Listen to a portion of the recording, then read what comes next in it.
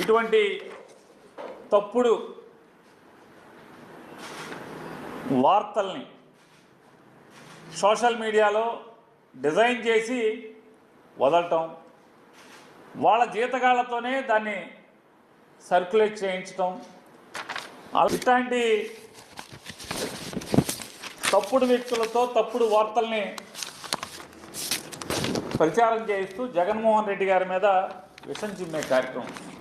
ఏంటి అంటే జగన్మోహన్ రెడ్డి గారు ఆఫీసులో 5 ఏళ్లలో 3,62,56,700 రూపాయలు ఎగ్ బఫుల్ తినేశారు, ఎగ్ బఫుల్తో బిల్లు అని ఎక్కడ ఎవడో కింద ఏం పెట్టడం, ఈడెవడో కూడా కొన్ని పెట్టాలి కదా.